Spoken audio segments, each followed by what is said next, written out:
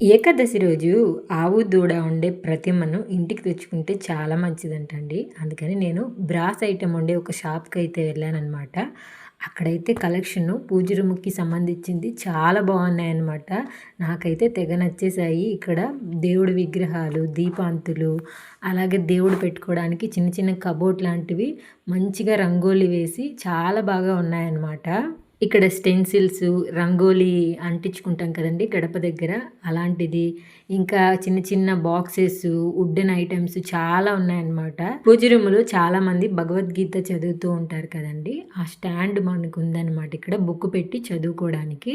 ఇక్కడ చూడండి ఇదే అనమాట. నాకైతే ప్రైజెస్ కూడా చాలా రీజనబుల్‌గానే అనిపించాయండి. బ్రాస్ ఐటెమ్ అంటే ఇంకా అలాగే ఉంటాయి కాస్టు. అంతే అనిపించింది నాకు కూడాను. ఇంకా వరలక్ష్మి వ్రతానికి అన్నీ సిద్ధం చేసేసారనమాట. నెక్స్ట్ రాబోయే పండగ ఇంకా మనకి వరలక్ష్మి వ్రతమే కాబట్టి డెకరేషన్‌కి కావాల్సినవన్నీ కూడా ఇక్కడున్నాయి. నాకైతే ఈ ఉర్లి కూడా చాలా బాగా నచ్చింది. చిన్నది నుంచి పెద్ద వరకి అన్ని ఐటెమ్స్ ఉన్నాయండి ఇక్కడ. దీపాంతుల కలెక్షన్ కూడా చాలా బాగుందనమాట. కొత్త కొత్తగా పెట్టారు అంతాను. ఓల్డ్‌గాను ఉంది. అలాగే కొత్తగా కూడా ఉన్నాయన్నమాట. నేనైతే ఆవు, దూడ ప్రమిదను తీసుకున్నాను 300కి.